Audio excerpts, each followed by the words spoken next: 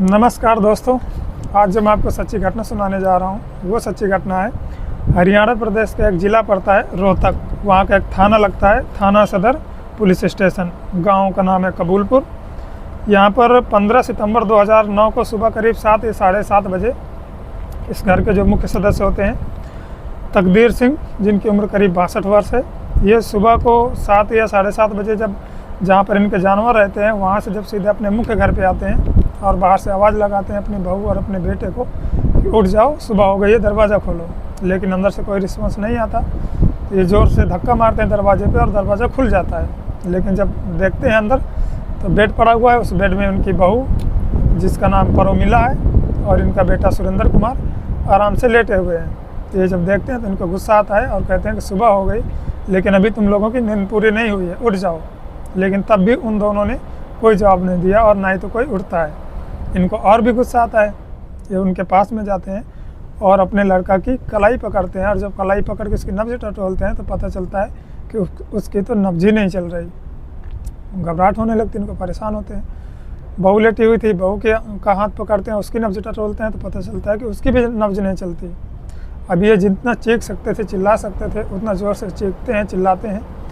पास पड़ोस के लोग जो भी होते हैं वो सुनते हैं, दौड़ दौड़ के सब घर पे आ जाते हैं।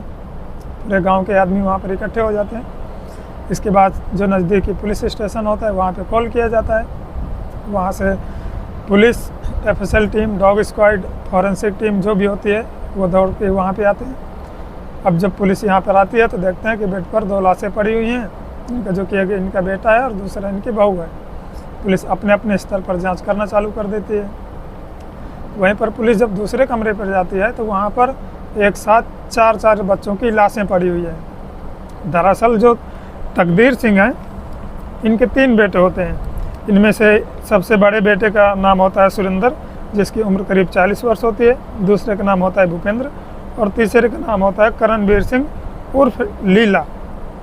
जो सुरेंद्र कुमार होता है, इनकी पत्नी का नाम होता है परोमिला और इनके बच्चे जो होते हैं सुरेंद्र कुमार के, एक पहला लड़का होता है जिसकी उम्र होती है करीब 18 वर्ष, नाम होता है अरविंद, और एक बेटी होती है जिसका नाम होता है सोनम उर्फ सोनू, उसकी उम्र होती है 19 वर्ष। जो दूसरा बेटा होता है भूपेंद्र, ये फौज में सर्विस करता है और इनकी पत्नी ख़त्म हो चुकी होती है, इसलिए इनके 3 बच्चे होते हैं। भूपेंद्र की जो 3 बच्चे होते हैं उनमें से एक होती है सोनिका 14 वर्ष की, मोनिका 11 वर्ष की और एक विशाल नाम का लड़का होता है जिसकी उम्र होती है 8 वर्ष की। वहीं जो तीसरा लड़का होता है करणवीर सिंह उर्फ लीला, ये अलग रहता है, सबसे छोटा लड़का होता है, इसका हिसाब 8 हो चुका है। तो जो इनके घर पे 4 बच्चों की लाशें मिलती हैं वो सोनिका, मोनिका, विशाल और जो सुरेंद्र का अपना बेटा था अरविंद, इन 4 बच्चों की दूसरे कमरे में लाश मिलती है। पुलिस परेशान होती है, हैरान होती है कि आखिर की एक ही घर में 4 यहाँ पे लाशें, 2 वहाँ पे बेड में पड़ी हुई, 6 लाशें हो गई। और पुलिस जब छत पे जाती है तो वहाँ पर उस घर में 2 मिस्त्री भी उस दिन काम कर रहे थे, तो वो वहीं पर रात में रुके हुए थे। वो दोनों छत पर मिलते हैं और उनके भी मुंह से झाग निकल रहा होता है। पुलिस इन दोनों को फ़ौरन हॉस्पिटल भेज देती है। अभी तकदीर सिंह बोलते हैं कि इनमें से अभी एक बेटी नहीं है जिसका नाम सोनम होता है, उसकी तलाश करती है पुलिस। तो घर का ही एक बाथरूम होता है, उस बाथरूम के अंदर वो मिलती है बेहोशी की हालत में। पुलिस इसको फ़ौरन हॉस्पिटल भेज देती है।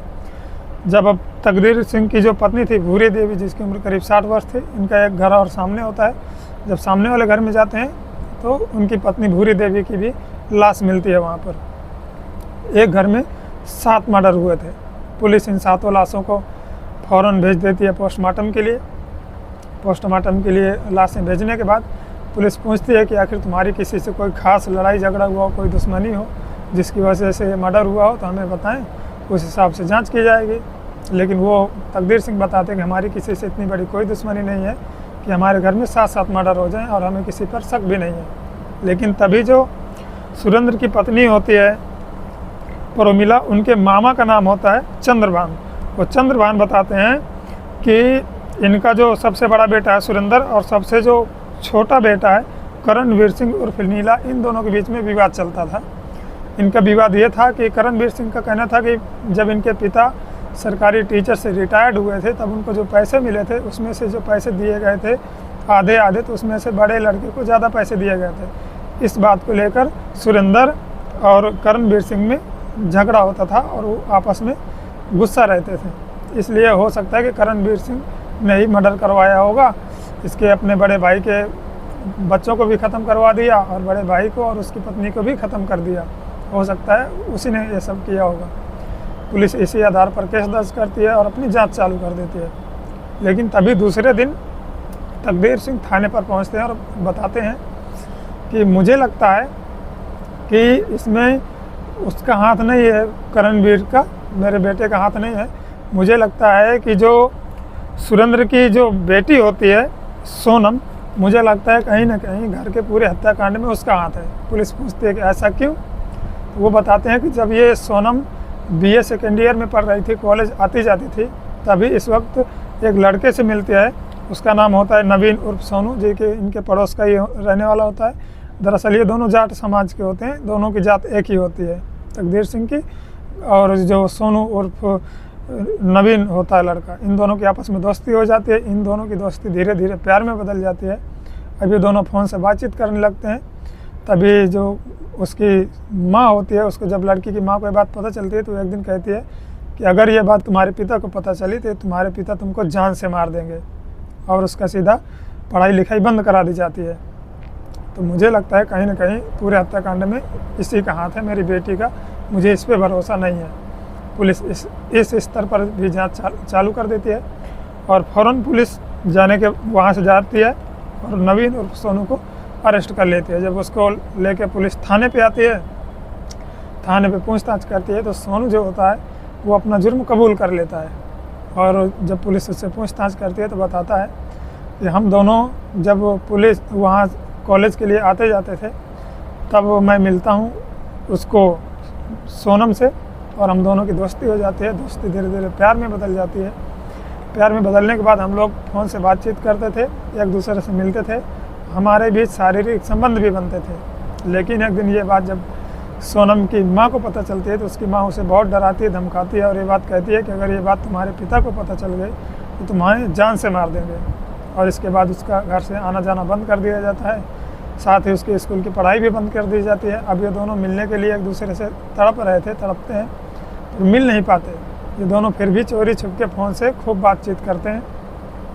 लेकिन एक दिन सोनम फ़ोन करती है नवीन को और कहती है कि क्यों ना हम दोनों इन परिवार वालों को ही ख़त्म कर दें, तो हम दोनों आराम से मिल भी सकेंगे और हमें कोई मना भी नहीं करेगा। तभी ये लोग हत्याकांड से करीब 26 दिन पहले प्लान बनाते हैं। सोनू जो होता है वो नवीन, ये तैयार हो जाता है और अपने मामा के गांव पर जाता है। मामा के गांव में इसका एक दोस्त होता है, इसके दोस्त का नाम होता है जसवीर। ये जसवीर के पास जाता है और बताता है कि मुझे नींद की गोलियां चाहिए।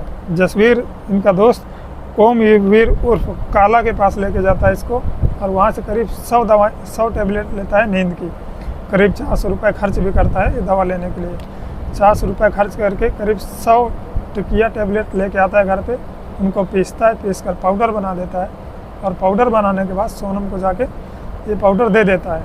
अब सोनम बस मौके की तलाश में थी कि कब मौका मिले और बस ये दवाइयाँ इनको खिला दी जाए। एक दिन आता है कि जिस दिन शाम को इनके घर में लौकी की सब्ज़ी और रोटियां बनाई जाती हैं और दूध होता है, जो कि शाम को सोने से पहले सब लोग एक एक गिलास पीते हैं। बस उसी खाने में वो सभी गोलियां मिला देती है। सब लोग खाना खाते हैं। खाना खाने के बाद सबको नींद आने लगती है, सब लोग सो जाते हैं। तभी ये फ़ोन करती है नवीन को और बताती है कि घर में सब लोग सो चुके हैं, लेकिन घर में जो 2 मिस्त्री काम कर रहे थे वो खाना खा के छत पर लेटे हुए थे और अभी वो दोनों जग रहे हैं, वो भी सोए नहीं। तभी थोड़ी देर बाद उन दोनों को भी नींद आती है, सो जाते हैं। इसके बाद ये फ़ोन करते हैं नवीन को। नवीन आता है।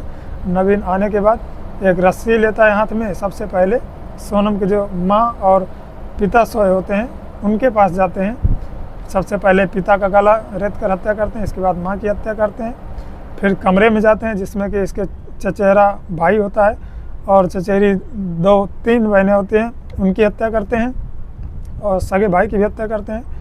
इसके बाद जो सामने वाला घर होता है उसमें इनकी दादी सो रही होती है, दादी के पास जाते हैं, उसका भी गला रेत कर हत्या करते हैं। इसके बाद दोनों आराम से घर के अंदर आते हैं और आपस में बातचीत करते हैं कि हमें रोकने टोकने वाले जो भी थे परिवार वाले, हमने उनको सबको ख़त्म कर दिया है। अब क्यों ना हम दोनों यहीं पर शारीरिक संबंध बनाएं। अब वहाँ पर लाशें पड़ी हुई हैं और उन्हीं लाशों के जस्ट बगल में दोनों शारीरिक संबंध बनाते हैं। जो भी इनको शारीरिक हवस होती है अपनी हवस को पूरी करते हैं। और इसके बाद ये ऐसा पुलिस जांच में आता है कि इन दोनों ने जब जांच करते हैं तो इन दोनों ने वहाँ पर संभोग किया हुआ था। इसके बाद जब ये अपना जुर्म कबूल कर लेता है, पुलिस इनके खिलाफ चार्जशीट तैयार करते हैं। चार्जशीट तैयार करने के बाद इनको कोर्ट में 14 सितंबर इनको 12 तारीख 9 महीना 2009 को ये लोग हत्या का पूरा प्लान बना के जब बच जाते हैं। इसके बाद इन लोगों को 14 सितंबर 2014 को फांसी की सज़ा सुनाई जाती है। इन दोनों को जेल हो जाती है।